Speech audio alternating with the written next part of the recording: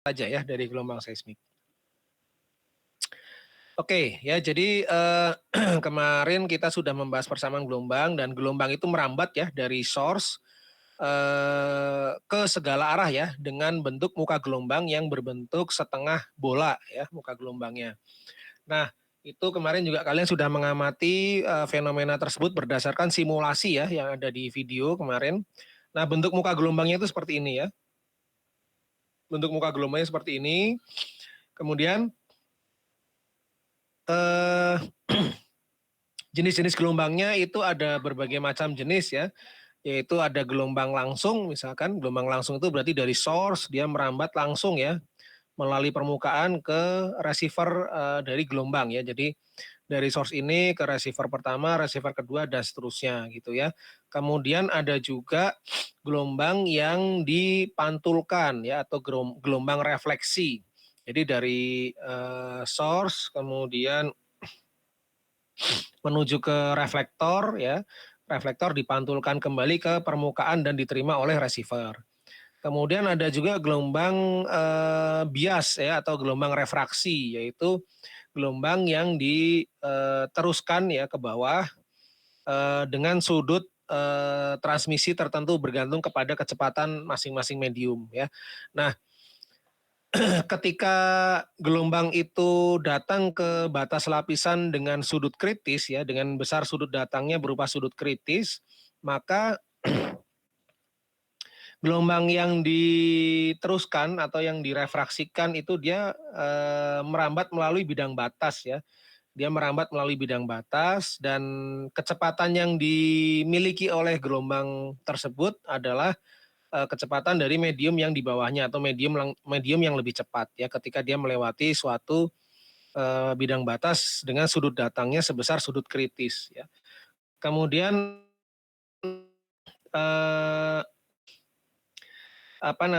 gelombang yang melewati bidang batas ini untuk setiap titiknya dia menjadi atau berlaku seperti sumber gelombang baru. Kemudian dia menghasilkan gelombang yang arahnya ke atas ya, yang kita sebut sebagai head wave ya, head wave.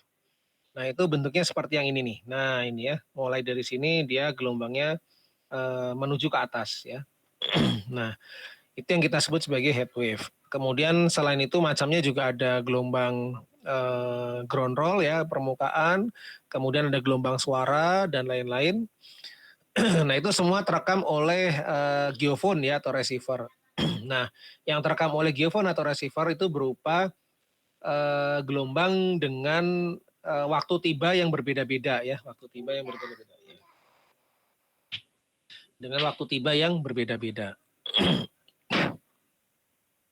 Oke, nah sekarang apa yang mendasari dari bentuk lintasan suatu gelombang ya? Yang mendasari itu adalah hukum Snellius ya atau prinsip Snellius. Jadi ketika ada gelombang datang ya pada sudut datang tertentu alfa 1 nih alfa 1P, maka dia akan dipantulkan kembali berupa gelombang P ya dengan sudut pantul yang sama dengan sudut datang dan dipantulkan juga menjadi gelombang S ya dengan sudut pantul untuk gelombang S yang berbeda dengan sudut pantul gelombang P ya.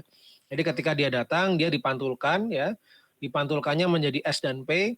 Kemudian ada yang ditransmisikan atau refraksi ya, refraksi. Nah, itu sama ya. Jadi dia ada yang ditransmisikan berupa gelombang P lagi dan ada yang ditransmisikan dalam bentuk gelombang S ya. Jadi ini awalnya satu jenis tapi begitu dipantulkan menjadi dua jenis dan begitu ditransmisikan menjadi dua jenis juga. Ya. Nah, ini besarnya sudut transmisi, sudut pantul itu mengikuti persamaan ini ya. Persamaan prinsip dari Snellius. Nah, kemudian secara kemarin simulasi dari penjalanan gelombang ya. Kalau kita amati muka gelombangnya itu bentuknya seperti ini ya. Jadi sumbernya ini yang merah ya ketika dia dibangkitkan ya, kemudian si muka gelombangnya berbentuk setengah bola menuju ke bawah, kemudian sebagian ada yang dipantulkan ya, ini reflected, kemudian ada yang direfraksikan atau ditransmisikan ya, diteruskan ke bidang yang ada di bawahnya ya. Kemudian sebagian lagi menjadi head wave ya, head wave. Head wave yang ini. Nah, ini head wave. Kemudian yang ini direct ya. Direct itu artinya dia tidak melalui medium ya, tapi dia tidak melalui medium di bawahnya, tapi dia melalui permukaan dari suatu medium ya. Jadi dia langsung dari source langsung ke receiver di atas permukaan ya.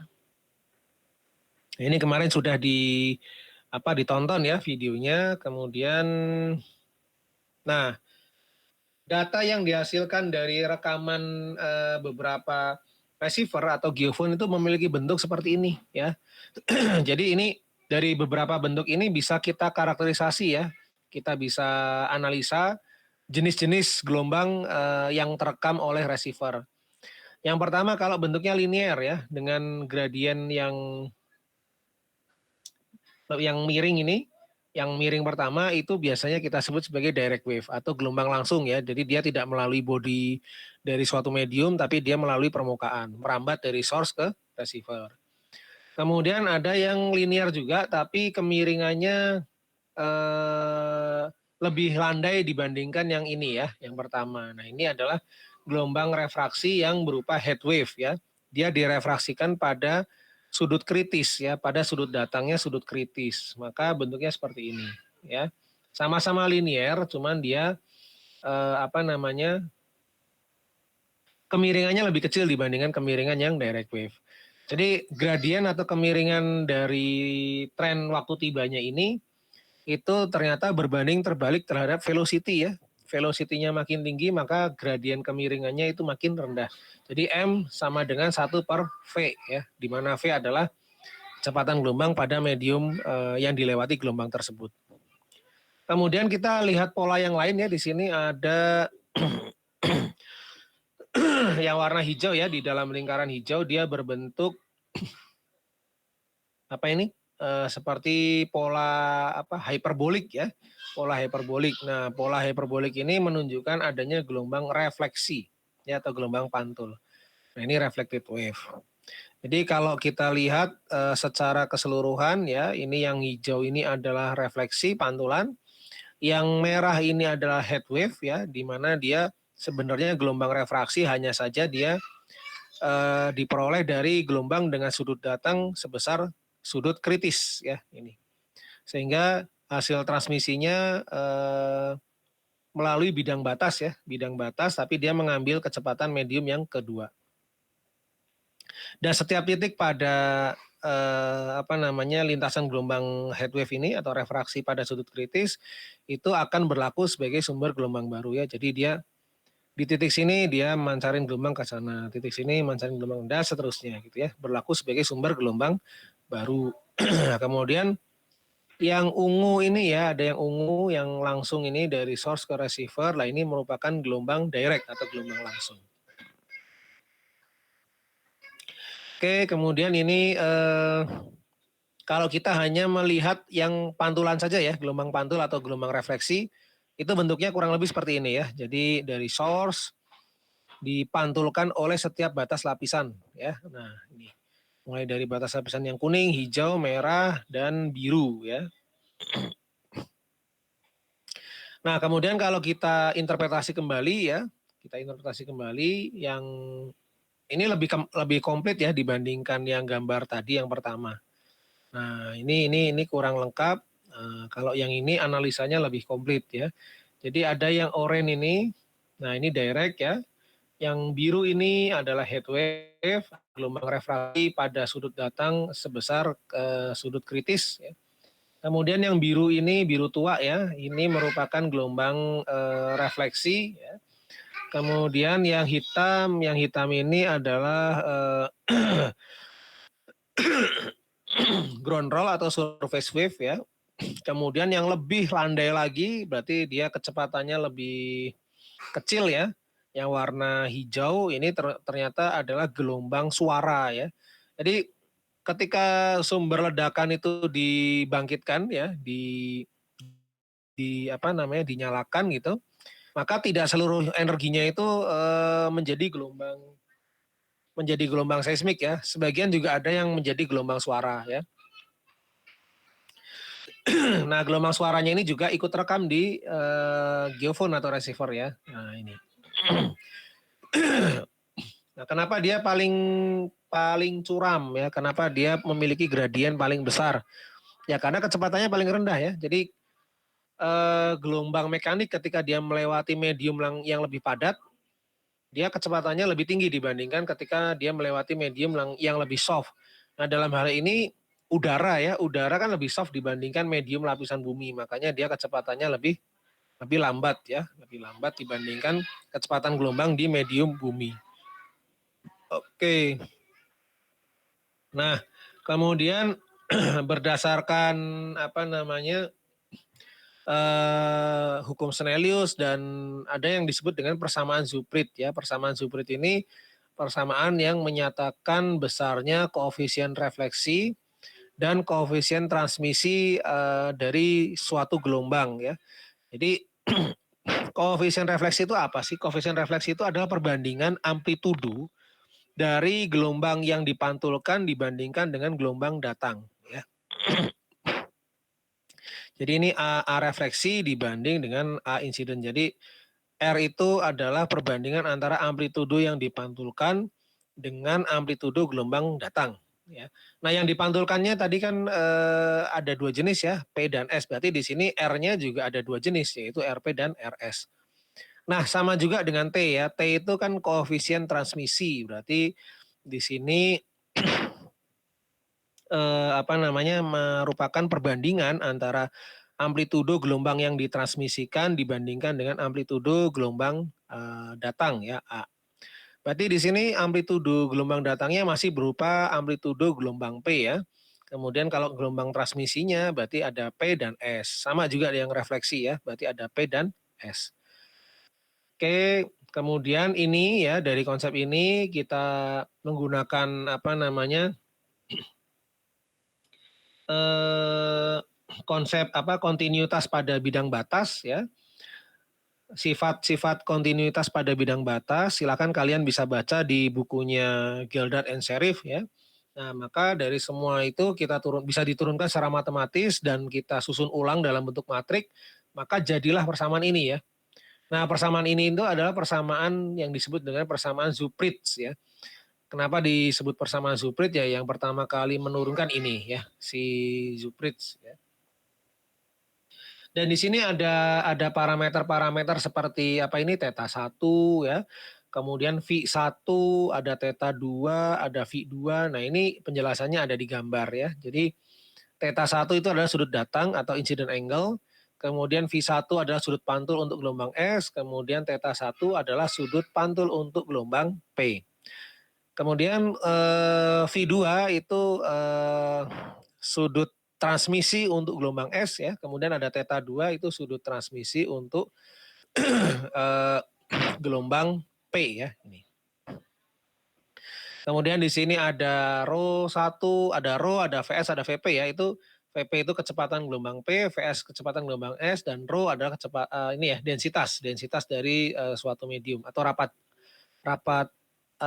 massa ya, rapat massa dari suatu medium. Nah, kalau VP1, VS1, rho 1 ya satunya ini mengindikasikan medium pertama ya.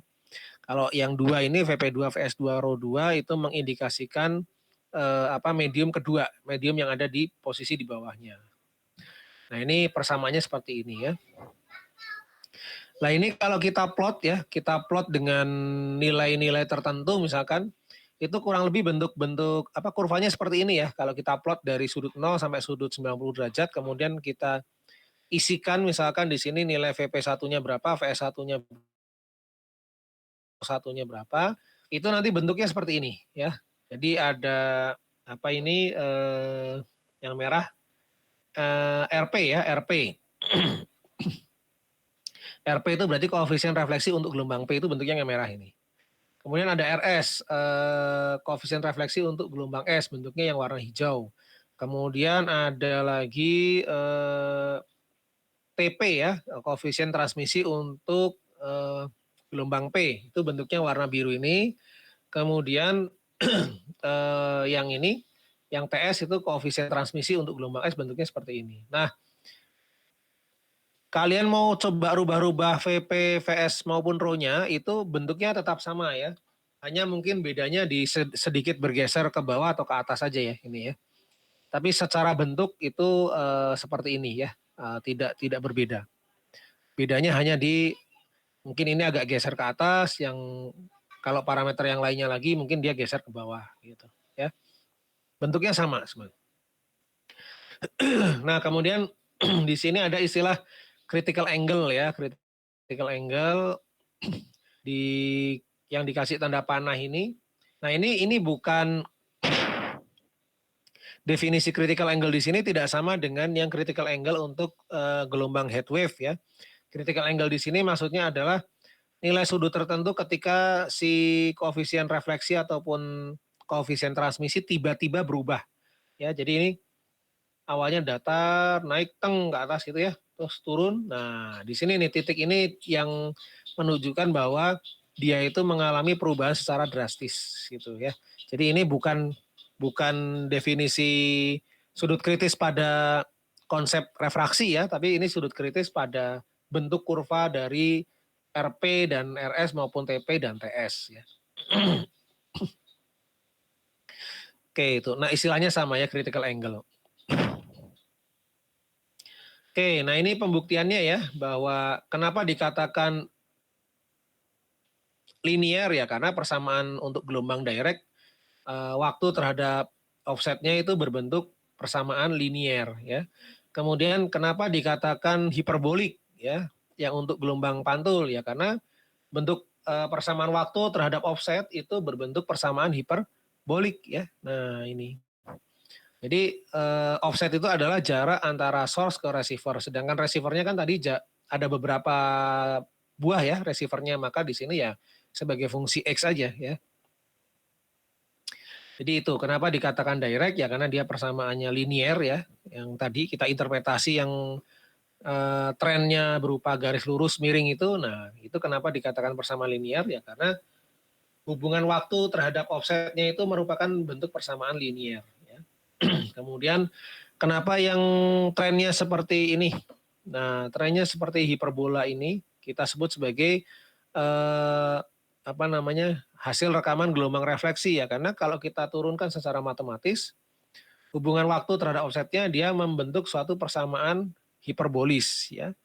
Kemudian yang refraksi itu yang ini, yang biru ini. Kenapa dia juga bersifat linear? Nah, karena kalau kita buktikan secara matematis ya dia memiliki bentuk hubungan waktu terhadap offsetnya itu berbentuk persamaan linear ya.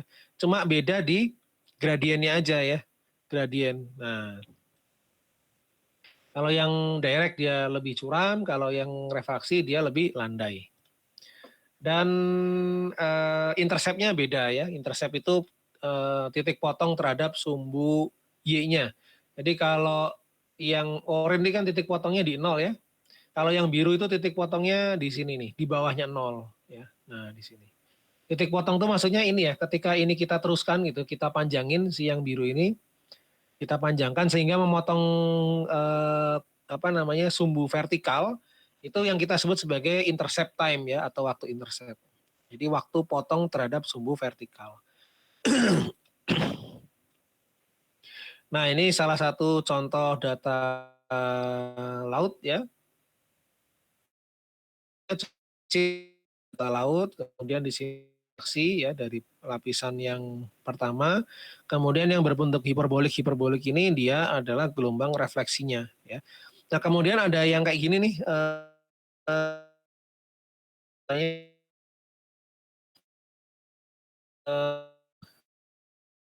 dasi kupu-kupu ini. Ya, kalau istilah seismiknya itu bowtie ya. Bowtie itu dasi kupu-kupu ya. Nah, ini disebabkan karena apa? Ini disebabkan karena permukaan lapisan buminya itu dia memiliki bentuk yang tidak rata ya, atau berundulasi, sehingga di sini mengakibatkan gelombang seismiknya itu mengalami difraksi ya. Nah, hasil dari difraksi itu seperti ini ya. Nanti ini bisa kita kaji lebih dalam lagi ya di bab bagian pengolahan data seismik ya. Kenapa sih difraksi itu mengakibatkan seperti ini gitu, mengakibatkan efek dasi kupu-kupu ya. Itu nanti bisa dijelaskan. Ya, nah ini kenapa tidak sesempurna ini ya? Ini kan tepat ya, si puncak hiperbolanya itu pas di tengah sini ya. Kalau ini kan puncak hiperbolanya tidak di tengah ya, karena itu batas antar lapisannya itu tidak rata ya, dia undulasi naik turun. Ya. Makanya hasilnya kayak gini. Ini data real lapangan ya, bukan data ideal. Oke, kemudian di sini ya ini perencanaan dan survei ya. Di sini apa namanya, perencanaan itu berkaitan dengan apa saja yang perlu kita siapkan pada saat kita akan melakukan akuisisi data seismik ya. Nah di sini ada misalkan ada mapnya ya untuk melihat di mana saja kita akan memasang geofone ya, geofone atau receiver. Kemudian maka kalau kita mau memasang geofone sesuai map ya berarti kita harus tahu koordinat ya. Nah, tahu koordinat berarti kita harus memiliki alat yang berupa GPS ini ya untuk menentukan posisi yang tepat. Nah, penentuan titik-titik ini juga harus harus dibekali dengan pemahaman geologi yang baik ya, karena kalau kita mau melihat suatu struktur maka usahakan arah lintasan dari seismiknya itu memotong dari arah strukturnya ya. Tapi kalau arahnya sejajar dengan arah struktur ya kita sangat minim sekali untuk mendapatkan bentuk dari struktur tersebut. Jadi ini perlunya kita memiliki pemahaman geologi ya, atau selain peta lokasi kita juga harus punya peta geologi di area yang akan kita survei seismik ya. Oke, kemudian ini salah satu source-nya yang kita gunakan pada saat kita melakukan akuisisi seismik ya. Jadi sumber gelombangnya itu berupa dinamit ya, dinamit. Kemudian dia cara mengaktifkannya itu dengan cara dialiri arus listrik ya. Jadi dinamit ini mau kalian pukul-pukul atau mau kalian kalian bakar itu ya tidak akan berpengaruh ya. Dia baru akan on fire, akan meledak gitu ketika si dinamit ini dialiri oleh arus listrik ya atau didetonasi dia ya. Gitu. Kemudian nah ini drilling and charging, ini maksudnya dia drilling itu pada umumnya membuat suatu tempat untuk menyimpan source-nya tadi dinamitnya ya. Jadi dinamit itu nggak ditaruh di permukaan pada saat diledakkan, tapi dia disimpan di bawah permukaan dengan kedalaman tertentu ya. Biasanya di kedalaman 10 sampai 20 feet ya, atau kira-kira berapa tuh? 3,5 meter sampai 6,5 meter ya. Itu ditanam dia. Nah pertanyaannya kenapa ditanam? Kenapa nggak ditaruh di permukaan gitu ya? Nah kalau ditaruh di permukaan itu jadi energinya habis untuk suara. Jadi kayak mercon gitu atau petasan. Ketika kita simpan di permukaan maka ya dia akan menghasilkan suara yang kencang ya pada saat dia meledak. Nah itu berarti energinya banyak dihabiskan untuk energi suara ya. Sedangkan kalau disimpan di bawah permukaan itu seluruh energinya hampir sebagian besar dijadikan gelombang ya untuk merambatkan gelombang seismik gitu untuk memicu adanya gelombang seismik. Tapi kalau dia ditaruh di permukaan ya dia banyak habis ke energi suara gitu. Makanya ada yang namanya drilling ya. Drilling itu membuat lubangnya dulu, kemudian charging itu menyimpan si dinamit yang sudah siap diledakkan ke dalam lubang bornya tadi. Kemudian, nah ini alat pengeborannya sama untuk penyimpanan dinamitnya kadang dia harus dipindahkan ya karena lokasinya luas maka dibutuhkan semacam helikopter ya untuk memindahkan alat tersebut gitu. Kalau alatnya permukaannya tidak terlalu curam ya biasanya ya kita bisa menggunakan ini ya mobil seperti ini atau ini ya. Ini kan menggunakan belt atau kayak tank gitu ya rodanya. Karena ini berarti kemampuan melewati medan yang beratnya lebih kuat yang ini dibandingkan ini. Kalau ini kan berarti harus ada akses jalan dulu ya. Kalau ini kan enggak. Nah kalau medannya memang di area-area remote gitu ya, area-area terpencil, ya mau nggak mau berarti harus dipindahkan dengan bantuan pesawat atau heli ya, heli bukan pesawat, heli. Oke, nah kemudian selain dinamit ada sumber yang lain. Di sini ada sumber fibrosis ya. Fibrosis ini eh, dia menghasilkan gelombang yang sifatnya kontinu atau disebutnya chip signal ya. Nanti kita akan pelajari detailnya seperti apa. Nah ini gelombangnya itu dia dibangkitkan selama beberapa detik ya. Kalau kalau dinamit kan dia sifatnya simultan ya, jadi cuman dem sekali udah gitu. Cuman kalau fibrosis dia si sumbernya itu di on kan atau dinyalakan selama beberapa detik gitu. Jadi sinyalnya itu nanti membentuk suatu sinyal kontinu ya disebutnya ya. Nah ini fibrosis. Kemudian, nah ini source ya, source-nya itu tadi selain dinamit, fibrosis, ada lagi source yang sering digunakan di ini di akuisisi marine ya atau di air ya. Nah itu yang disebut sebagai ergan ya. Ergan itu pada prinsipnya adalah suatu alat yang bisa menghasilkan tekanan udara yang tinggi gitu ya. Kemudian tekanan udara yang tinggi itu eh, tiba-tiba dilepaskan ya. Tekanan udara yang tinggi tiba-tiba dilepaskan. Nah itu sama saja seperti dinamit ya. Dia akan menimbulkan gelombang seismik ya dari dari lepasnya udara ketika dibuka katupnya ini. Nah, jadi ini semacam apa ya? Semacam alat yang digunakan untuk menghasilkan tekanan udara yang tinggi gitu ya. Ini dimasukin tekanan udara yang tinggi. Kemudian dari tekanan udara yang tinggi tiba-tiba dirilis. Ya, dirilis dia airnya meledak gitu ya. Jadi di daerah sekitarnya dia akan mengalami perubahan tekanan yang tiba-tiba besar gitu ya. Nah, ini maka dari itu akan menghasilkan gelombang seismik juga ya sama. Nah, ini modenya ya ketika kita menggunakan source seismik di akuisisi pada saat melakukan akuisisi laut ya atau marine ya. Kemudian, nah ini contoh receiver atau geophone ya. Ini ada beberapa sensor yang ditanam atau yang dipasang di geophone tujuannya untuk merekam, ya, merekam getaran yang muncul ketika gelombangnya tiba di permukaan kembali ya. Ini, nah, jadi geophone ini jenisnya macam-macam ya. Ada yang geophone satu komponen, dia hanya merekam apa namanya gelombang P saja, tapi ada juga geophone yang bisa memiliki 3 komponen. Jadi dia bisa merekam gelombang P, kemudian dia juga bisa merekam gelombang S ya. Dan gelombang S-nya pun ada 2 jenis ya. Ada gelombang S vertikal dan gelombang S horizontal atau kita sebut sebagai shear vertikal dan shear horizontal, SV dan SH ya. Kemudian nah ini kabelnya ya, ini kabel. Nah, gulungan kabelnya ini juga bisa dipindah-pindahkan ya menggunakan heli ketika tempatnya itu terlalu terpencil ya. Tapi beberapa geophone juga ada yang tanpa kabel ya, sudah wireless gitu. Jadi sinyalnya bisa langsung ditransmisikan ke recording unit ya.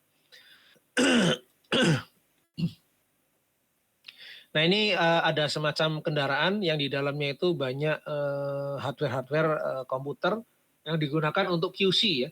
QC itu di sini si apa namanya field engineer itu melihat kualitas data yang dihasilkan. Jadi kalau data yang dihasilkan kurang bagus maka ya harus diulang ya, akuisisinya harus diulang. Jadi ketika dia sudah fix bahwa data yang diterimanya itu adalah data dengan kualitas yang terbaik, maka baru dia pindah lokasi ya ke lokasi yang lainnya di area survei daerah situ gitu.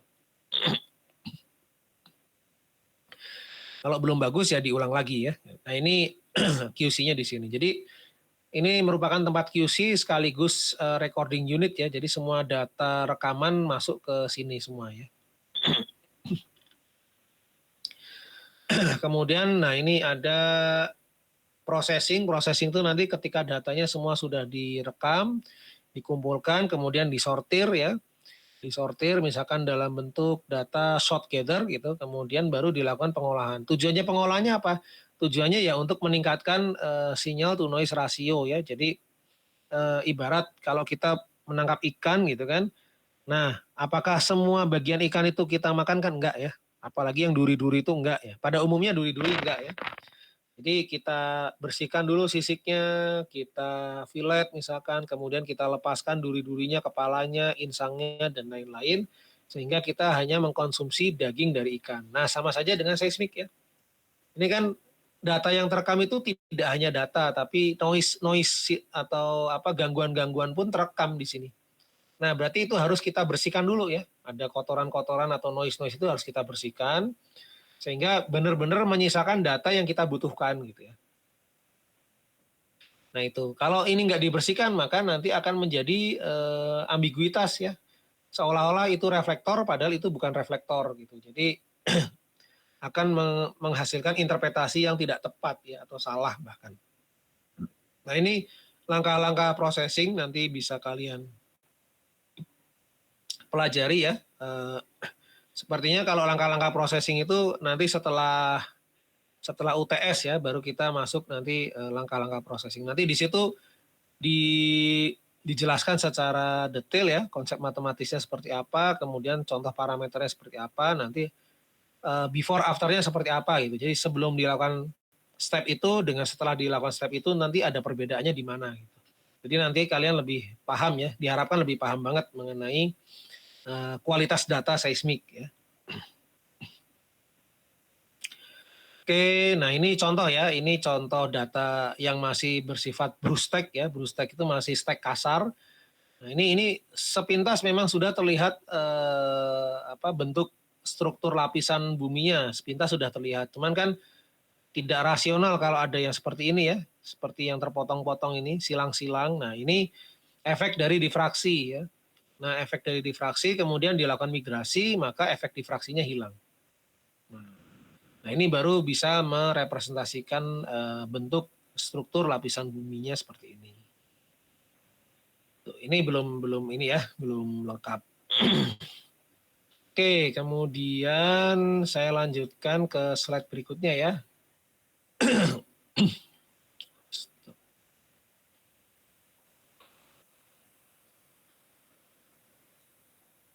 Mulai ya.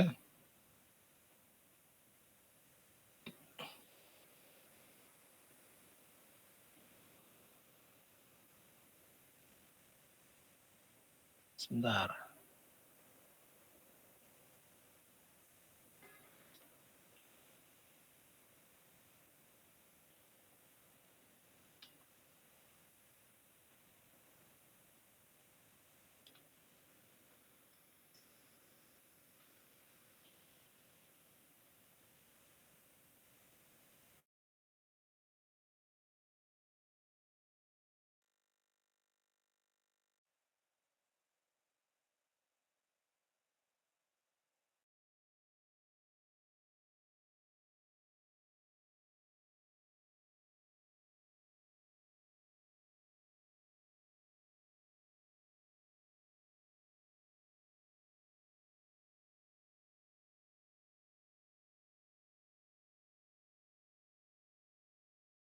Akuisisi seismik di darat ya.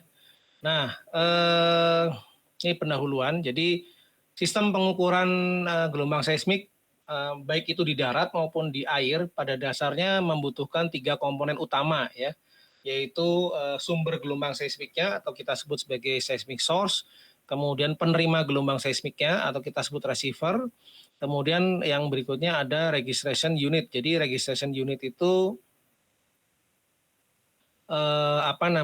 semacam alat yang digunakan untuk mengumpulkan data atau rekaman yang berasal dari receiver ya. Nah, kemudian kita bahas dulu yang pertama ya, yaitu tentang seismic source atau sumber dari gelombang seismik. Definisinya itu merupakan suatu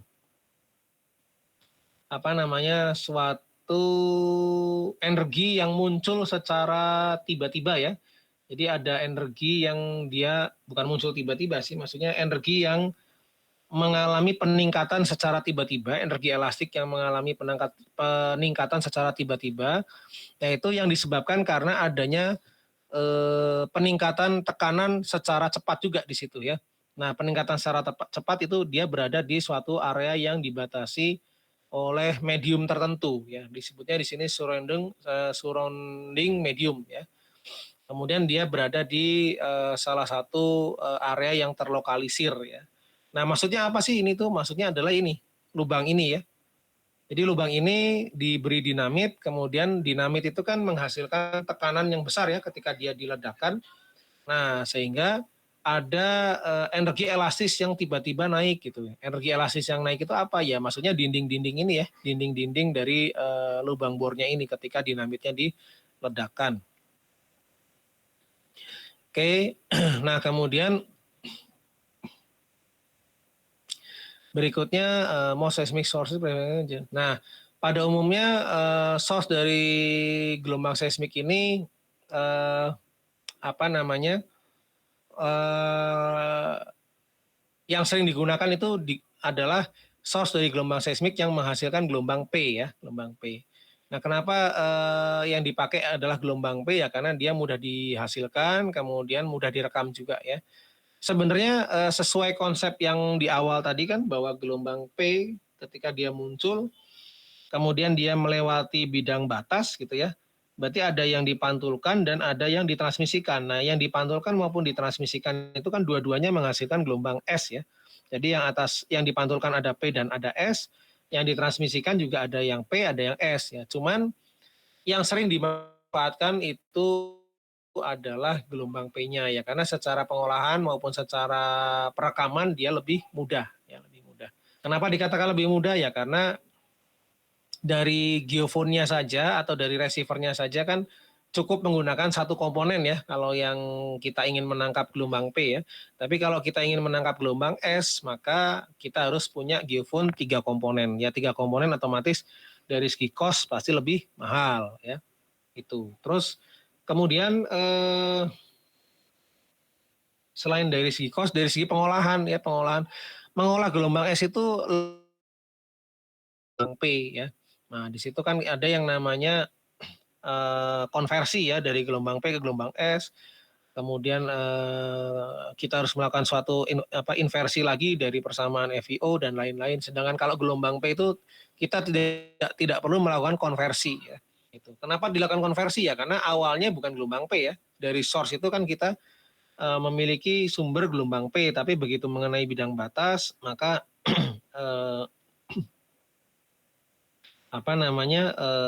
baru terurai menjadi gelombang P dan gelombang S. Maka di situ harus ada proses konversi ya. Konversinya dengan apa ya?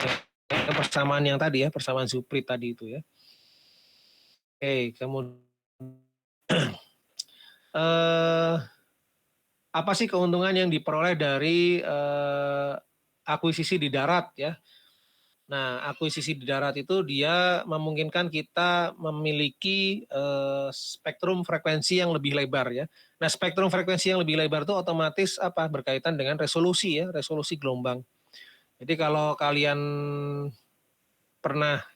pasti pernah ya mempelajari tentang fast Fourier transform, kalian bisa lihat tuh kalau yang gelombangnya lebar ya, di dalam domain waktunya lebar, pasti di dalam domain frekuensinya dia sempit ya, berbentuk kurva Gaussian tapi dia sempit atau kecil ya. Tapi kalau gelombang seismiknya itu di dalam domain waktu dia sempit atau spike ya, gelombangnya berupa sesuatu yang bersifat tajam atau spike gitu, maka ketika dia ditranspos ke dalam domain frekuensi, maka spektrum frekuensinya dia lebih lebar ya. Jadi saling berkebalikan ya. Kemudian di darat itu energinya cukup ya untuk sampai penetrasi atau kedalaman yang lebih dalam. Kemudian relatif bisa diulang kalau kita melakukan survei seismik di darat. Kemudian dari segi safety itu aman ya, baik lingkungan maupun personel karena source-nya kita tanam ya di bawah permukaan. Minimal cost juga, kemudian minimal coherent noise. Jadi multiple dari gelombang seismiknya ini sangat jarang ya ditemui di gelombang seismik. di hasil rekamannya. Dia lebih banyaknya ke noise yang bersifat incoherent ya. Nah, jadi sebenarnya memang belum dipelajari ya, cuman nggak apa-apa saya jelaskan di sini. Noise itu ada dua jenis ya. Yang pertama noise incoherent dan yang kedua adalah noise coherent. Kenapa dikatakan incoherent dan coherent? Karena itu berkaitan dengan gelombang seismik primer atau gelombang seismik yang akan kita gunakan untuk melihat kondisi bawah permukaan. Jadi kalau kita mau menggunakan gelombang seismik pantul atau refleksi, maka noise coherent itu adalah noise yang bentuknya itu mirip seperti gelombang seismik pantul ya. Itu jadi dikatakan koheren karena dari segi frekuensi dan bentuk itu mirip seperti gelombang yang primernya atau yang pokoknya. Nah, dikatakan incoherent ya karena dia dari segi frekuensi itu tidak sama dengan frekuensi gelombang pokok atau primary wave-nya ya. Itu misalkan kita mau menggunakan atau memanfaatkan konsep seismik refleksi, nah noise incoherent itu adalah noise yang frekuensinya tidak sama dengan gelombang seismik pantul yang primernya atau yang pokoknya. Itu disebut sebagai incoherent ya. Nah, di darat ini noise incoherentnya itu minim ya, minim sekali. Tapi dia dominannya di noise incoherent ya, incoherent. Kemudian tapi permasalahannya di sini adalah energi yang ditransmisikan itu justru banyak mengandung konten dari frekuensi yang rendah ya. Jadi kalau saya gambarkan seperti inilah ya, biar lebih ada bayangan. Tadi ya mengenai broadest possible frekuensi spektrum itu saya gambarkan seperti ini ya. Kalau saya punya sinyal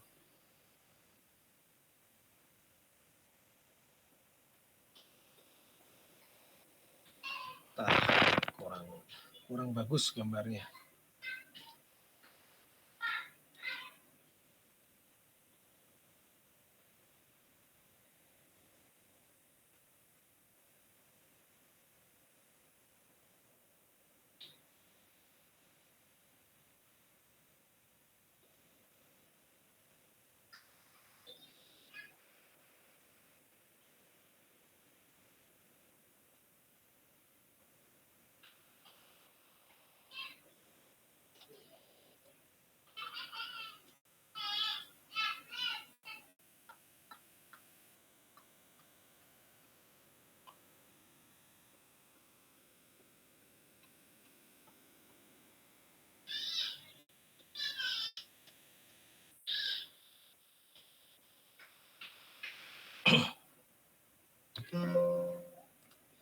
Nah ini ya, ini untuk menjelaskan tadi spektrum frekuensi yang lebar ya. Nah spektrum frekuensi yang lebar itu seperti ini. Jadi ini sumbu Y-nya adalah sumbu amplitude, sumbu X-nya adalah frekuensi ya, sama dengan yang di bawahnya juga. Nah kalau amplitude versus frekuensinya dia lebar, maka ketika dilakukan Fourier transform ya, transformasi Fourier, maka bentuk gelombang seismiknya adalah seperti ini. Dia spike ya, spike. Nah, bentuk spike yang seperti ini berarti dia memiliki resolusi yang baik ya. Nah, kalau spektrum frekuensinya dia sempit ya seperti yang di bawah ini ya, dia di domain frekuensinya dia sempit. Justru kebalikannya di domain time dia menjadi loyo ya, kendor ya, jadi melebar ini. Nah, ini secara resolusi kurang bagus ya untuk mencitrakan bawah permukaan. Nah, maka di sini akuisisi darat ini memiliki keuntungan yaitu ini ya, spektrum frekuensi yang lebar, berarti kualitas sinyalnya, resolusinya lebih tinggi. Kemudian minimum coherent noise. Kemudian ini ya, energi yang dihasilkan itu banyak didominasi oleh konten frekuensi rendah. Berarti di sini yang dominannya di sini frekuensi rendah. Walaupun dia lebar, tapi dia banyak didominasi oleh konten frekuensi rendah. Berarti yang di sini yang menjadi amplitudo dominan ya pada frekuensi rendah. Sehingga di sini perlu adanya kompromi atau ya semacam mempertimbangkan itu tidak hanya source-nya ya, tapi kita harus mempertimbangkan antara kedalaman, penetrasi, dan resolusi. Jadi makin penetrasinya makin dalam itu biasanya berkebalikan dengan resolusi ya. Resolusinya makin kecil gitu ya. Tapi penetrasinya makin rendah, maka resolusinya makin bagus ya. Gitu. Nah, ini perlu diperhatikan dua faktor ini, yaitu target, berarti ya target sama resolusi. Jadi kalau kita mau punya target yang sesuai ya berarti kita harus mempertimbangkan resolusinya ya. Nah, resolusi nanti berkaitan dengan energi yang digunakan untuk meledakkan si sumbernya ini. Gitu. Oke, ini mengenai seismic source ya. Nah, kurang lebih seperti ini ya. Jadi ketika melewati suatu medium yang tersaturasi gas, maka dia kandungan atau konten frekuensi tingginya itu hilang atau bukan hilang, berkurang ya. Dia banyak didominasi oleh lower frekuensi konten ya. Jadi didominasi oleh frekuensi yang rendah gitu. Nah, kalau dia tidak melewati medium yang tidak tersaturasi oleh fluida, maka kurvanya untuk frekuensi tingginya dia masih memiliki amplitude yang cukup besar ya. Nah, ini yang warna ungu ya, warna ungu. Kalau yang hijau ini kan dia meluruh ya. Dia teratenuasi gitu kan. Kalau yang warna ungu dia tidak, dia lebih tinggi. Terus puncaknya juga beda ya. Yang ungu dia agak geser ke kanan, kalau yang hijau dia puncaknya agak ke sebelah kiri. Berarti dia konten lower frekuensi konten ya. Jadi kontennya lebih didominasi oleh frekuensi rendah. Nah, ini perlu adanya ini ya. Pertimbangan mengenai target dan resolusi. Oke, kemudian seismic source dan receiver ya. Source itu ada berbagai macam. Ini kalau di darat ya, yang sifatnya impact itu ada palu, weight drop ya, atau drop weight, kemudian accelerated weight. Kemudian ini sama lah ya, intinya menjatuhkan benda ke permukaan ya, sehingga di situ bisa menghasilkan gelombang seismik ya. Kemudian impulsif. Nah, impulsif itu yang sifatnya tiba-tiba ya. Nah, di sini contohnya dinamit gitu ya, ada airgun, shotgun, detonating cord. Ini detonating cord itu kabel ketika kita mau menggunakan beberapa dinamit ya. Kemudian ada borehole sparker. Borehole sparker itu semacam peledak tapi dia kekuatannya di bawah dinamit ya. Dia untuk survei-survei dangkal dia tuh. Sama dia dimasukin ke lubang bor, kemudian diledakkan ya. Kemudian di air itu ada airgun ya, sama. Ini prinsipnya sama ya, dia menggunakan tekanan gas yang tinggi kemudian dirilis secara tiba-tiba sehingga menghasilkan gelombang seismik. Ya. Kemudian ada vibrator atau vibroseis ya, itu di darat juga ada vibroseis, kalau di laut ada juga, cuman beda nama saja ya, multipulse atau geochip ya. Jadi ini prinsipnya sama, dia menghasilkan getaran dalam selang waktu tertentu ya, misalkan dalam selang waktu 6 detik, 7 detik, atau 10 detik ya gitu. Tergantung target ya, kalau targetnya vibrator ini untuk keperluan penelitian kerak bumi yang targetnya dalam, ya berarti dia durasi getarannya itu bisa selama 45 menit ya. Lama berarti dia ya, selama 45 menit. Itu kalau targetnya kerak ya, tapi kalau targetnya hanya oil and gas gitu ya, ya dia biasanya pada rentang 7 sampai 8 detik ya si vibroseisnya.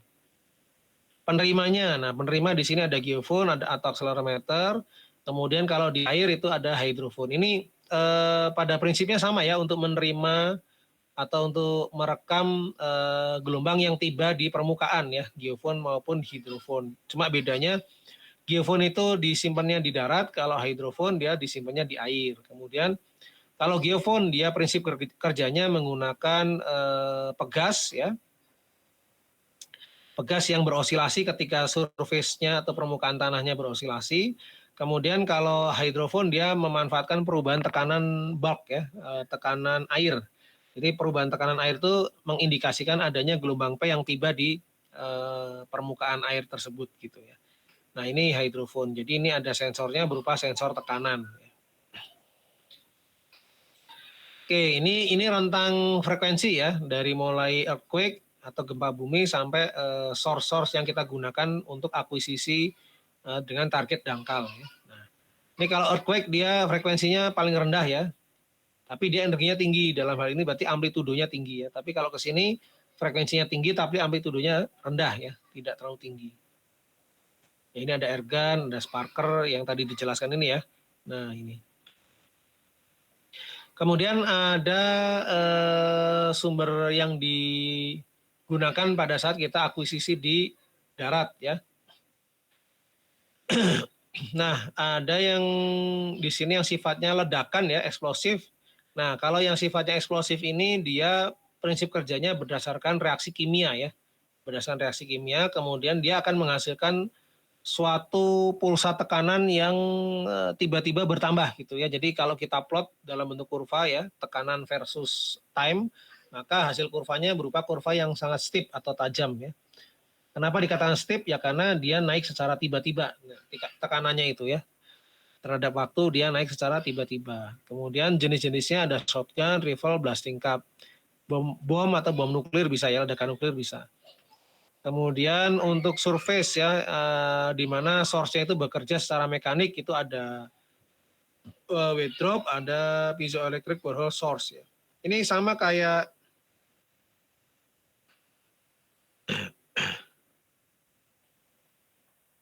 bentar ya.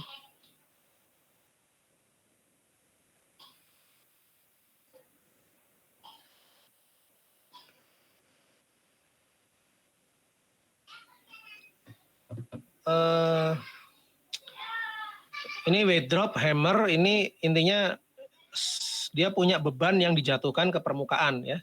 Punya beban yang dijatuhkan ke permukaan sehingga dia menghasilkan gelombang ya. Kemudian ada piezoelectric borehole source, ini mirip ini ya. Mirip air gun ya. Jadi dia menghasilkan tekanan yang tiba-tiba. Kemudian dari tekanan yang besar itu tiba-tiba dilepaskan. Jadi itu akan menghasilkan sumber gelombang ya. Nah, cuman bedanya apa dengan air gun? Kalau air gun itu disimpannya di air ketika diakuisisi, kalau piezoelectric borehole source ini dia disimpannya di di lubang bor ya. Biasanya mungkin untuk kepentingan vertical seismic profiling gitu. Jadi dia prinsip kerjanya seperti air gun, tapi dia akan menekan dinding-dinding lubang bor untuk menghasilkan gelombang. Ya. itu prinsip kerja dari piezoelectric borehole source. Ya. Kemudian continue signal. Nah ini sumber gelombang yang menghasilkan sinyal secara kontinu ya. Nah itu vibroseis ya, dia ini frekuensinya mulai dari 10 sampai 300. Jadi selama 7 atau 8 detik itu si source-nya menghasilkan gelombang dengan rentang frekuensi 10 sampai 300 Hz. Nah, ini yang disebut sebagai chip ya, chip signal. Jadi chip signal itu adalah signal yang frekuensinya berubah secara kontinu ya. Oke, kemudian ada mini sosi, nah kayak gini ya. Ini kalau kalian melihat orang lagi ngerasin aspal itu di pinggir jalan, nah pakai ini. Nah ini bisa dimanfaatkan sebagai sumber gelombang ya. Tuh kemudian drill bit ya, sparker ya, semuanya ini ledakan ya. Oke, kemudian kita masuk ke sini ya, surface energy source. Nah ini yang atas bed drop ya. Jadi ini ada tiangnya gitu kan, kemudian bebannya dijatuhkan dari atas ke bawah ya.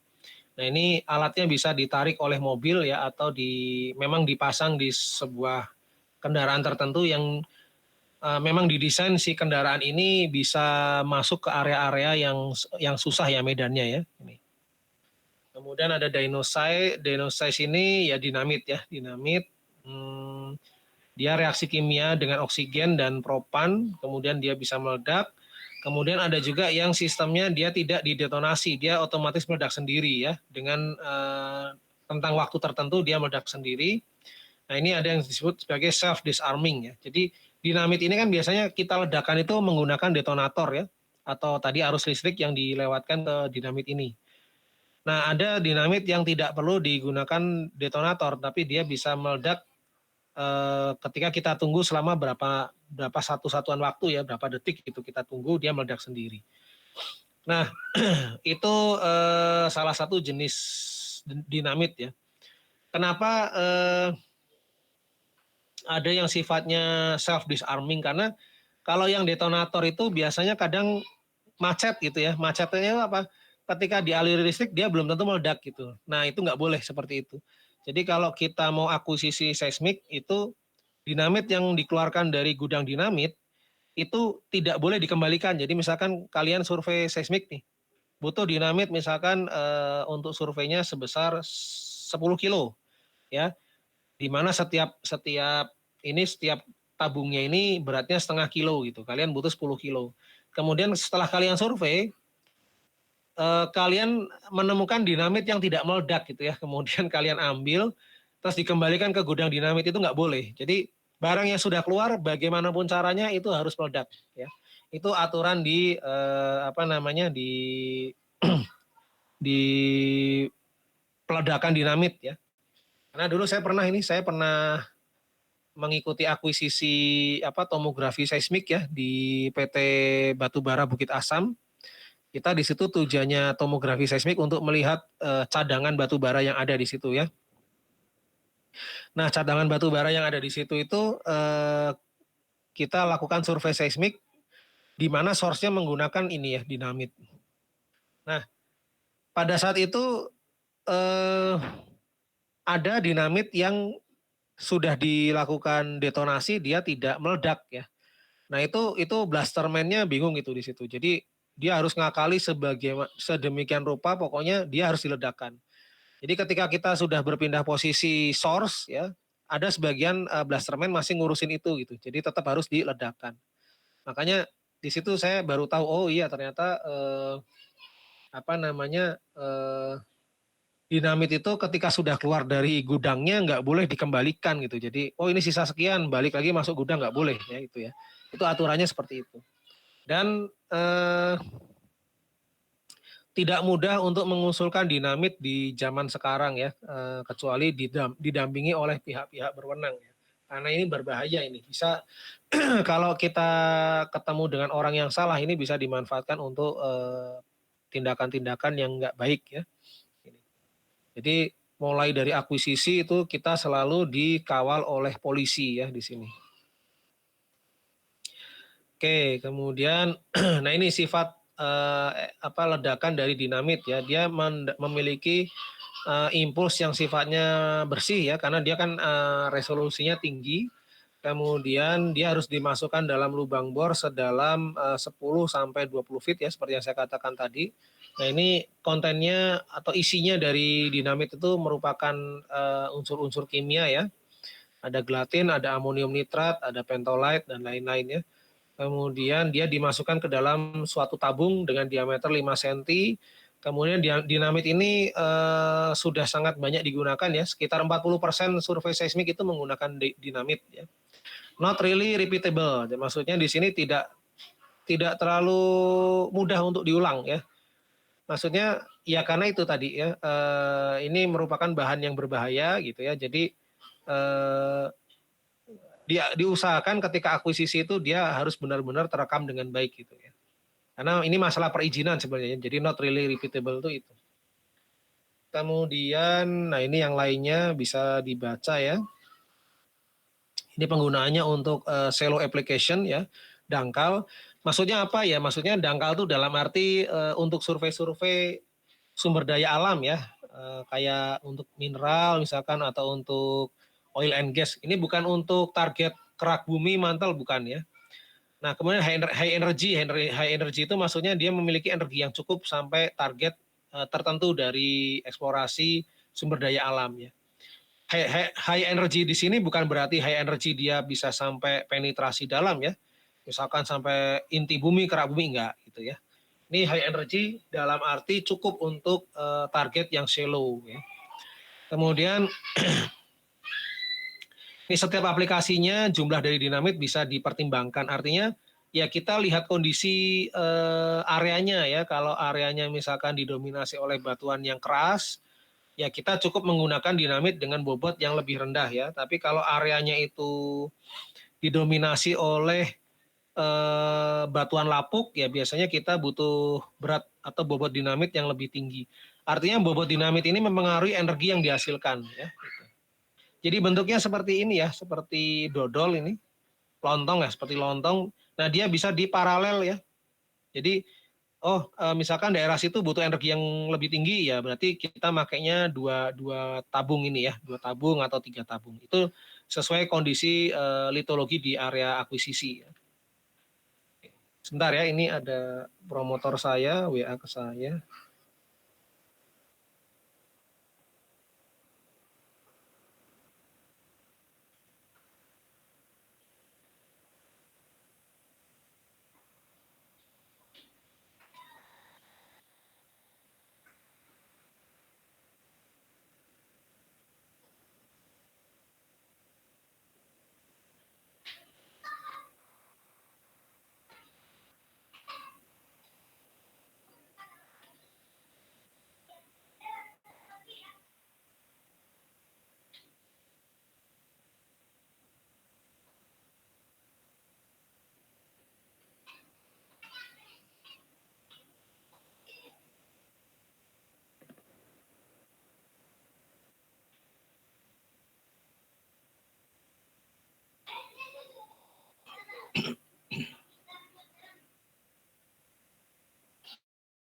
Katakan dari energi yang tekanan yang dihasilkan ini 2 sampai 4 gigapascal itu ternyata yang dijadikan energi itu hanya 4%-nya ya, 4%, 9%. Nah, ini tergantung litologinya.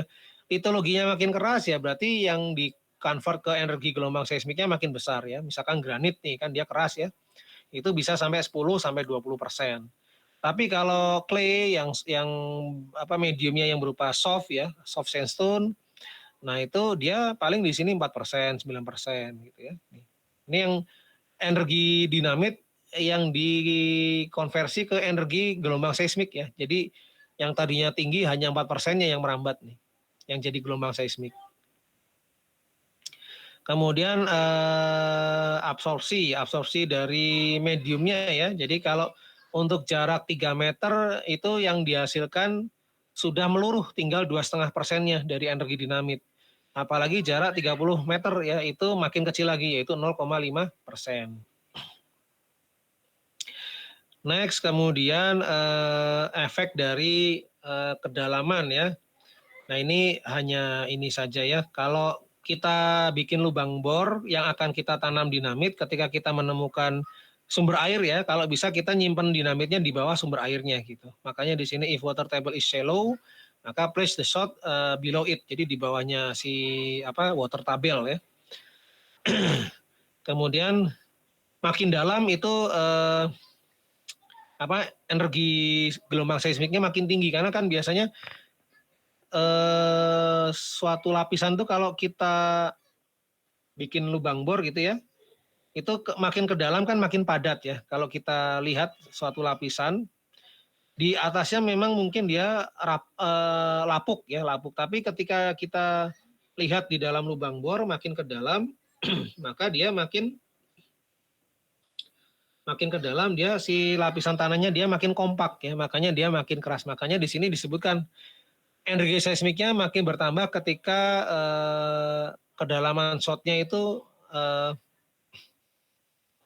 makin dalam gitu ya, shot depth-nya makin decrease gitu ya, makin ke bawah gitu. Kemudian ini muncul adanya ground roll ya, ground roll itu pasti ada setiap akuisisi gelombang seismik, dan itu bisa diatenuasi ya.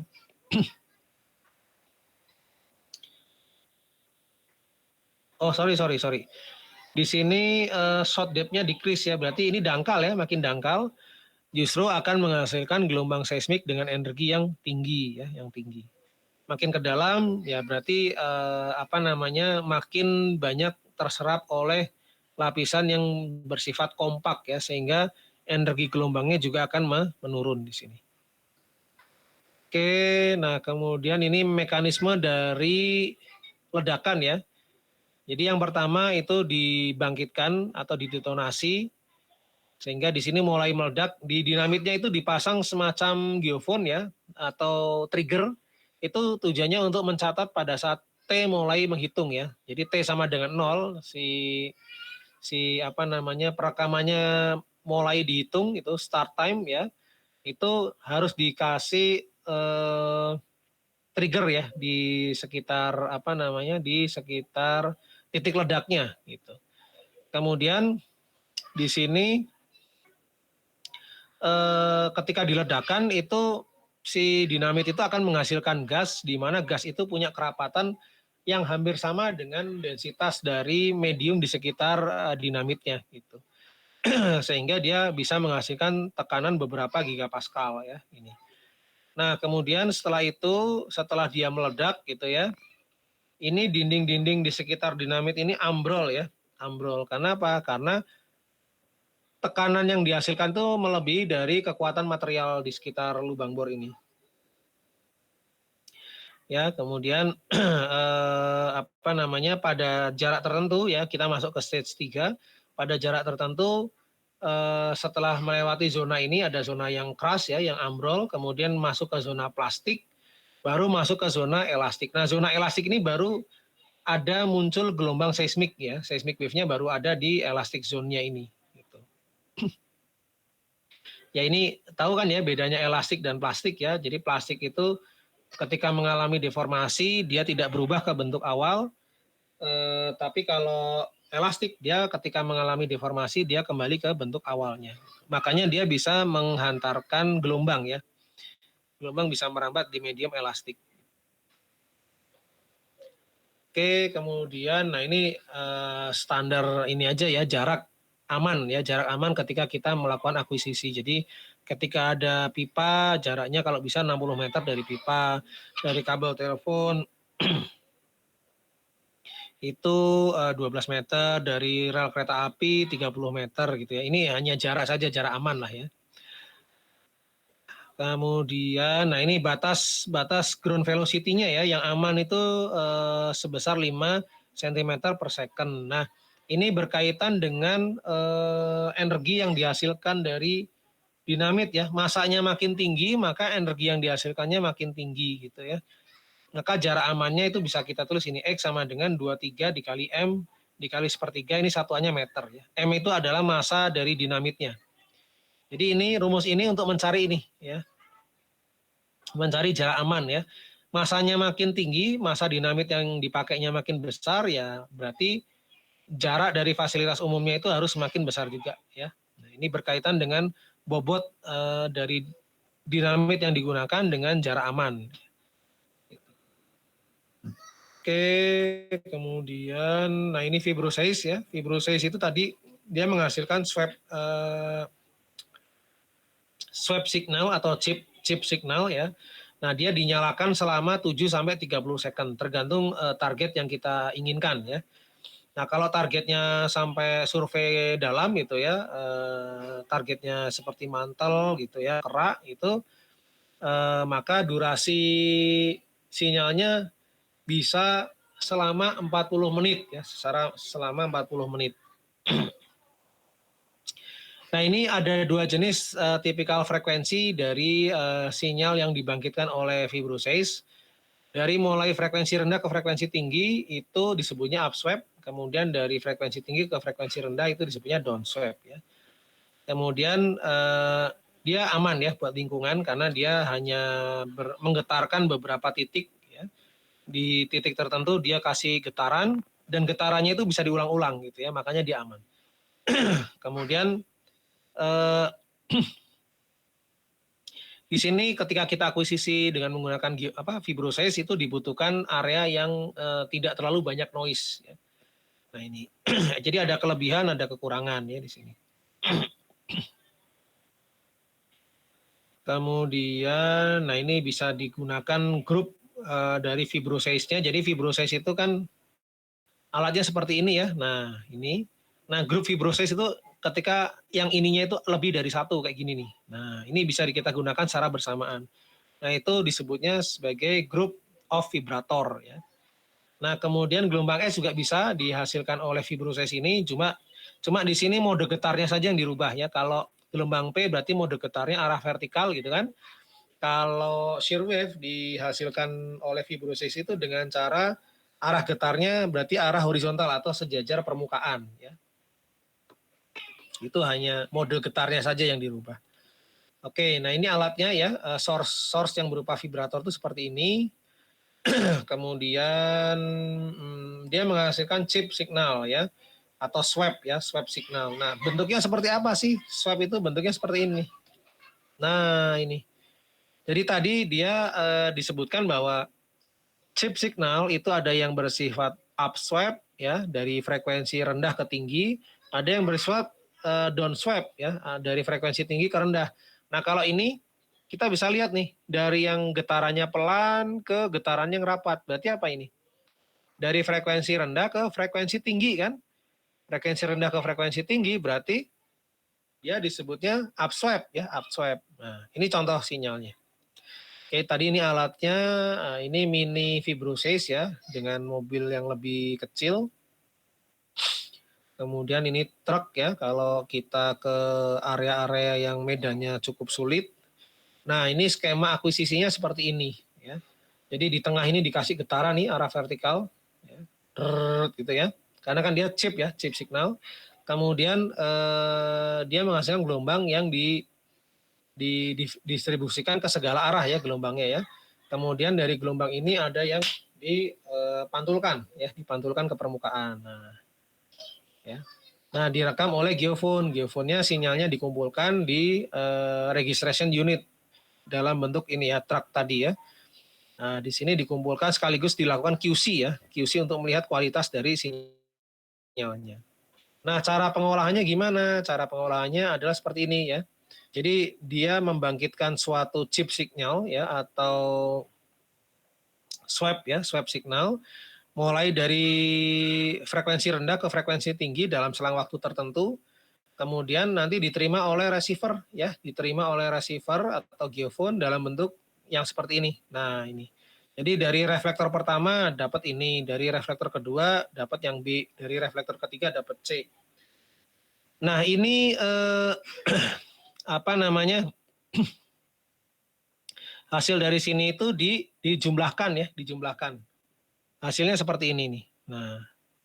Nah, hasil penjumlahan dari ini, 3 sinyal ini kan hasil rekaman di geofone ya. Ini belum bisa melihat batas lapisan ini. Ya. Batas lapisan yang mana belum kelihatan.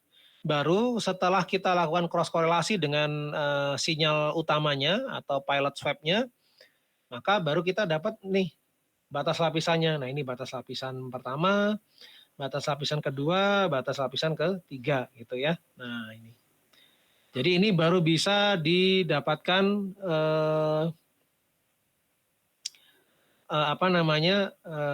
gambaran dari batas lapisan ketika dia sudah dilakukan cross korelasi.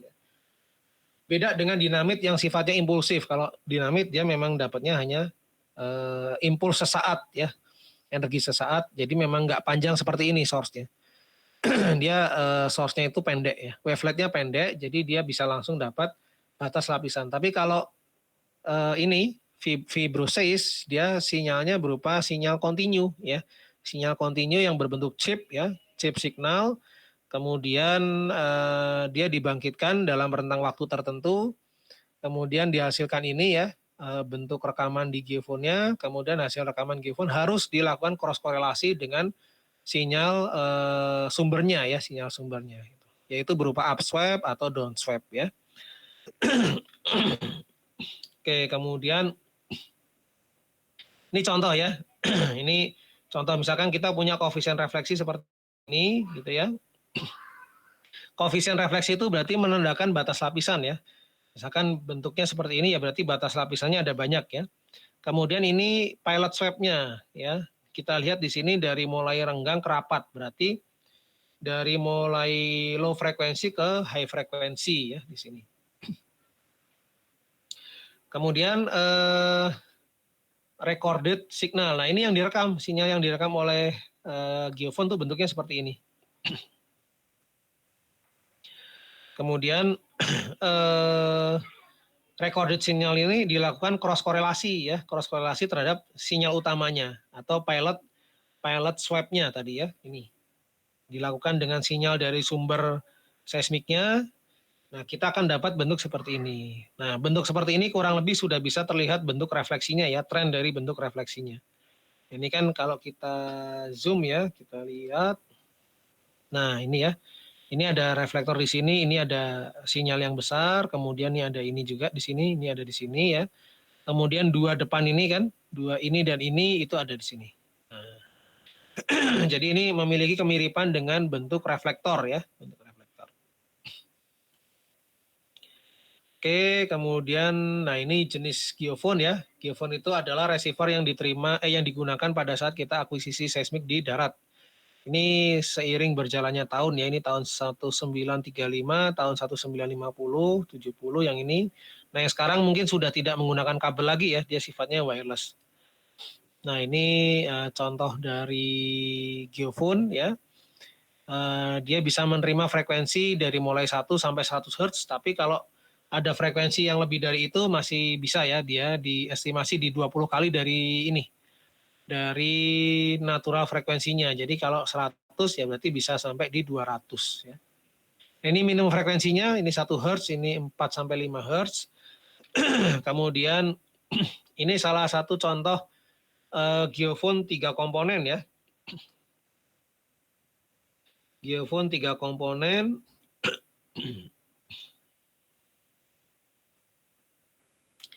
Di mana komponen pertama mengukur getaran arah vertikal, kemudian komponen kedua mengukur arah getaran ini ya, atas bawah gini ya, apa ini kanan kiri lah ya. Kemudian yang satunya lagi ini depan belakang ya.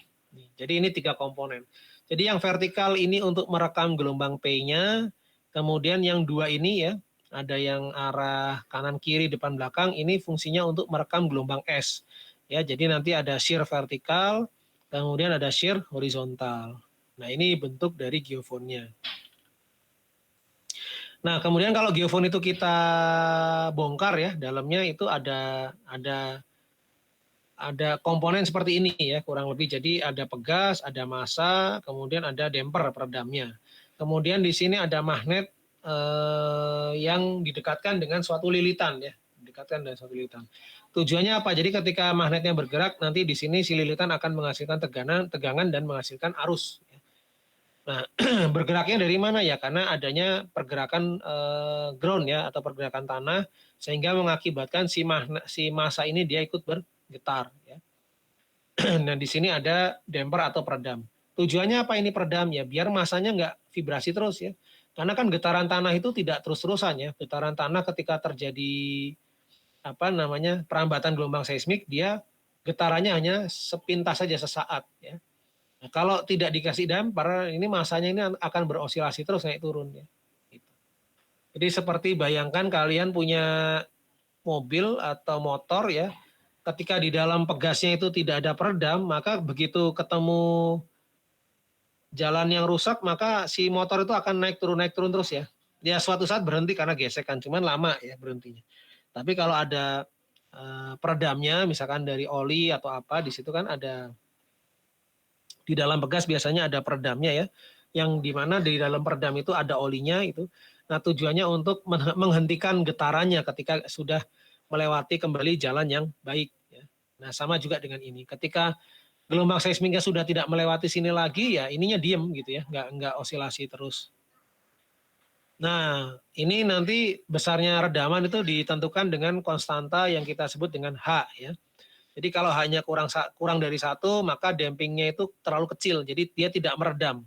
Jadi ketika ada sinyal, dia cenderung masih berosilasi, padahal sinyalnya sudah selesai ya. Si gelombangnya itu sudah selesai dan sudah melewati si permukaan gitu. Kemudian ada critical damping, nah ini pas ya, haknya sama dengan 1. Jadi ini jumlah minimum yang dibutuhkan untuk memberhentikan osilasi dari sistem pegasnya ini ya. Kemudian ada over critical damping, ini dia terlalu meredam ya, ininya itu terlalu meredam. Jadi ketika ada gelombang seismik yang tiba di geofon, maka getarannya itu kadang nggak sensitif dia, tidak terekam. Kenapa ya? Karena ininya terlalu meredam sekali ya. Jadi kencang gitu loh si si dampernya itu terlalu terlalu menahan getaran sehingga ya M-nya itu masanya dia cenderung diam, tidak berosilasi gitu. Nah, ini konstantanya kita sebut sebagai H ya. Nanti kita akan bahas ininya nih. Nah, ini kalau kita punya massa dihubungkan ke pegas ya, maka kita punya frekuensi natural dari massa dan pegas ini, yaitu 1/2V akar K per M. Ini besarnya dari frekuensi natural. Nah, ini ada damping, nah nanti kaitannya dengan damping itu ini. Ya.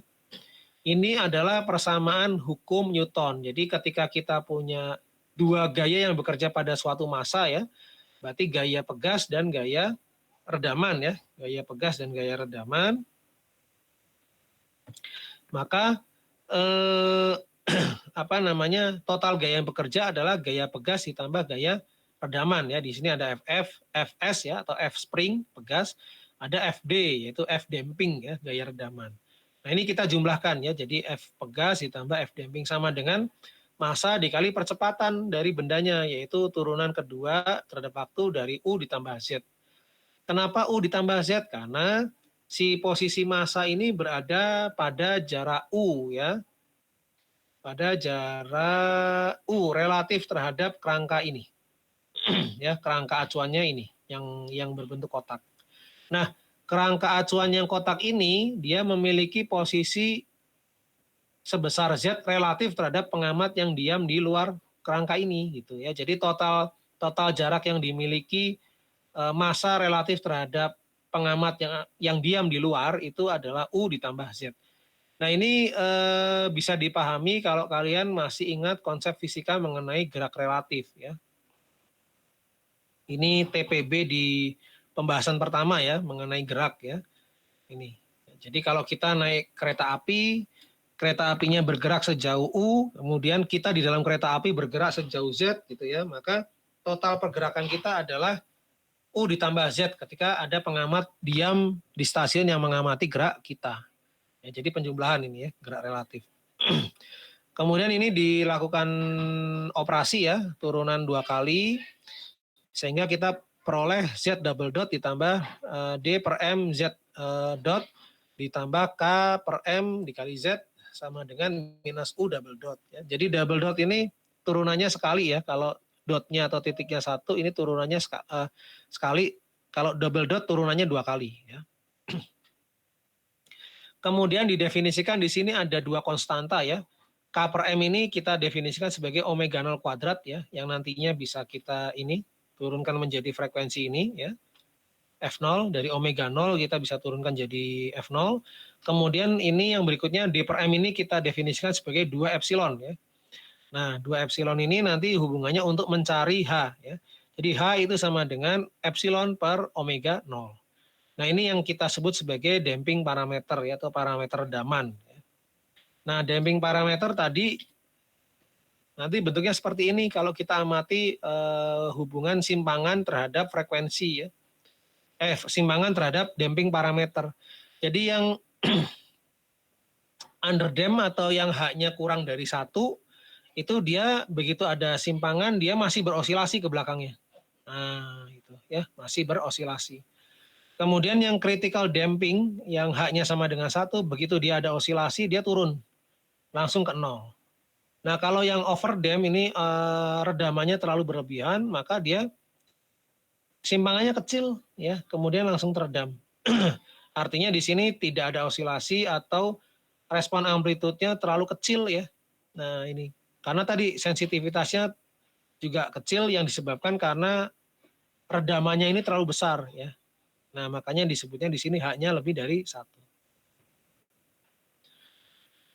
Ya, itu materi hari ini ya.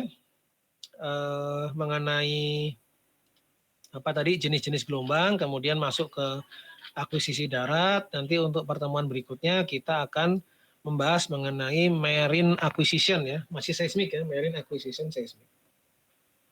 Oke, mungkin ada yang mau didiskusikan dulu sambil saya istirahat, atau ada yang mau ditanyakan silakan ya. Ya, Dinda, silakan.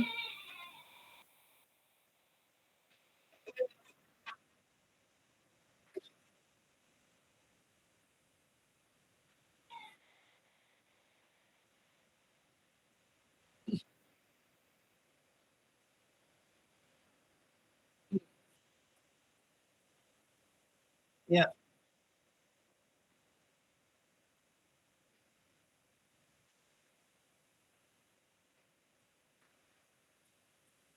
Itu sangat berpengaruh dan bahaya ya kalau kita tidak eliminasi dengan benar ya. Jadi yang disebut koheren tuh contohnya seperti ini nih. Sebentar. Ini saya full screen kelihatan nggak di sana?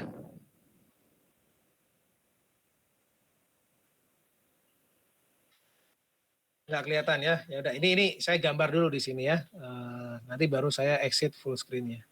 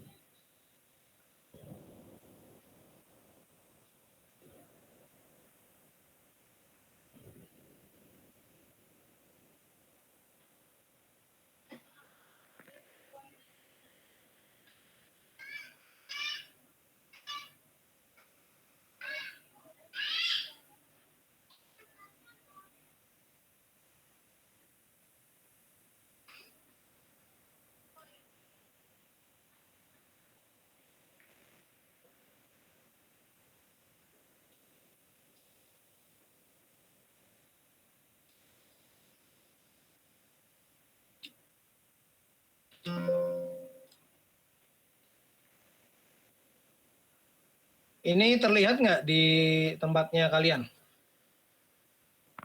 Gambar ini nih, coret-coret saya ini terlihat kan? Ya. Belum terlihat, Pak. Ini belum terlihat slide saya? Oh, belum ya? Oh, iya. Nggak gerak sih memang ya. Oke, coba. Ini gerak nggak?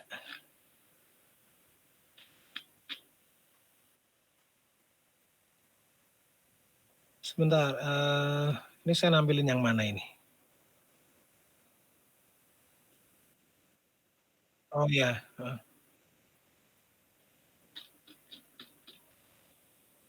Oh salah. Saya gambarnya di tempat yang lain. Maaf. Stop yang ini nih, yang warna merah. Terlihat ya. Nah, ini misal kita mau melakukan akuisisi seismik refleksi ya. Kalau kita mau melakukan seismik refleksi, berarti gelombang yang akan kita ambil dan akan kita olah lebih lanjut adalah gelombang seismik yang pantul, yang refleksi ya. Nah, gelombang pantul itu yang kita ambil adalah gelombang yang mengalami satu kali pemantulan. Jadi dari source menuju ke reflektor ya, kemudian menuju ke receiver. Ini yang kita ambil ya. Nah, kenyataannya yang diterima oleh receiver itu tidak hanya yang satu kali pantulan, yang beberapa kali pantulan. Contoh di sini ya, saya gambarkan ini ada 2 kali pantulan nih. Dari source, reflektor ke permukaan, reflektor lagi baru ke receiver. Ini 2 kali pantulan. Nah, ini juga ikut terekam oleh receiver. Nah, pantulan lebih dari sekali itu disebutnya sebagai multiple reflection atau refleksi gelombang multiple. Nah, refleksi gelombang multiple itu sifatnya koheren, makanya dia disebutnya sebagai coherent noise. Kenapa dikatakan koheren? Karena dia memiliki karakteristik yang sama seperti primer yang pantulannya hanya sekali. Gitu. Nah, dari segi frekuensi mirip. Dia dipantulin 2 kali, mau 3 kali, frekuensinya mirip dengan yang dipantulkan hanya sekali. Makanya disebutnya sebagai coherent noise, artinya sinyal noise yang koheren atau memiliki kesamaan terhadap sinyal primer yang pantulannya hanya sekali.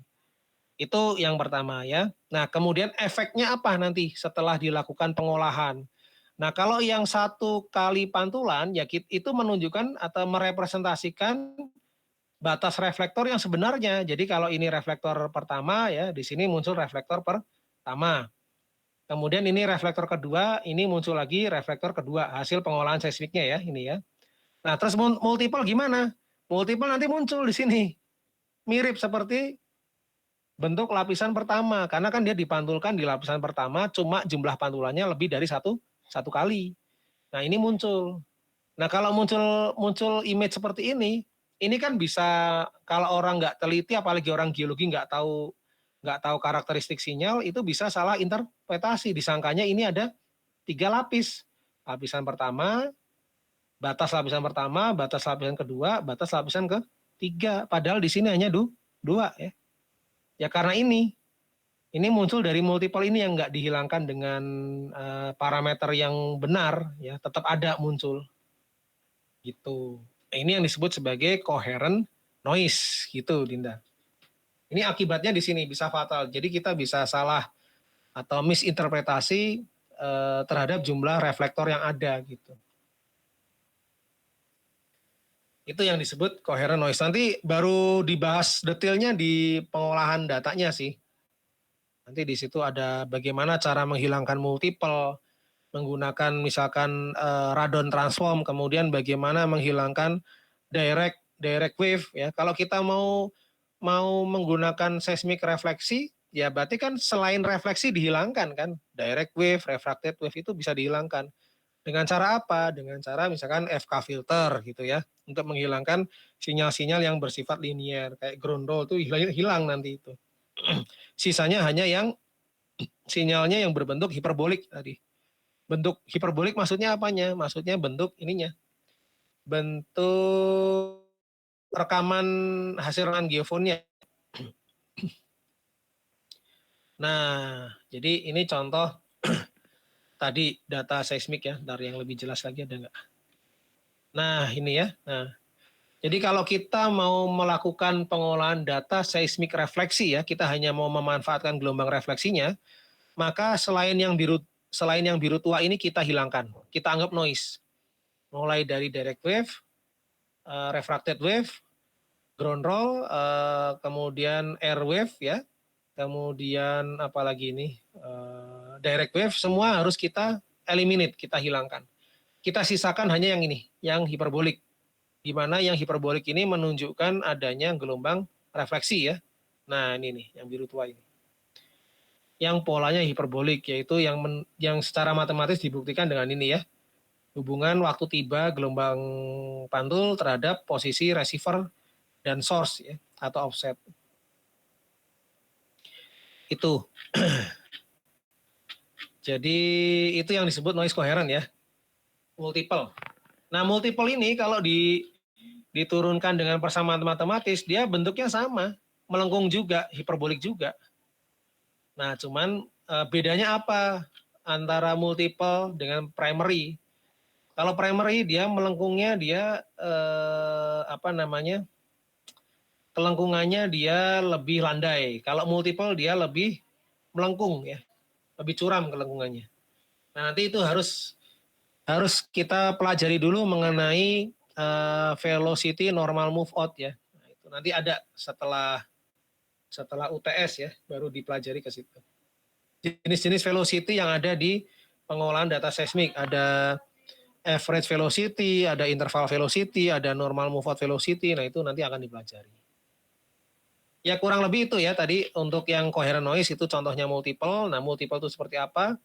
Multiple itu yang dia mengalami pantulan lebih dari satu kali. Sedangkan yang kita butuhkan adalah gelombang seismik yang hanya mengalami pantulan sebanyak satu kali ya.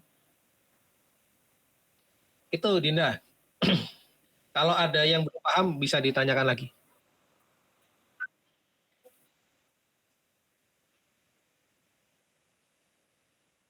Iya, pakai filter. Nah, metode filternya nanti berbagai macam ya. Berbagai macam metode dan cara untuk menghilangkan multiple. Ada misalkan menggunakan transformasi radon untuk memisahkan multiple dengan primer berdasarkan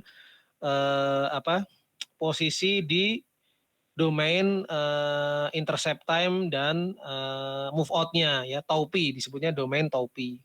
Ada lagi cara memisahkan multiple dengan menggunakan subtraksi atau WMR ya. WMR itu Wave Equation Multiple Rejection. Itu ada metodenya lagi. Ada metode yang lain lagi, SRME misalkan.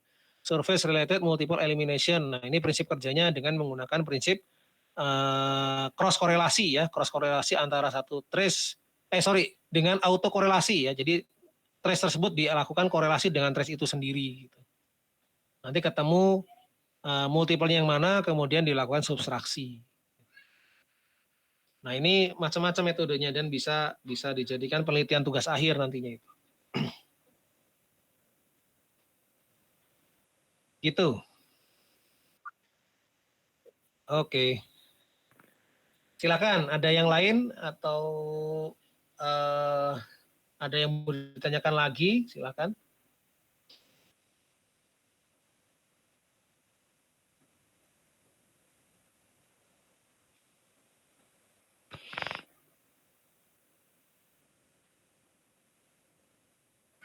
Nggak ada ya?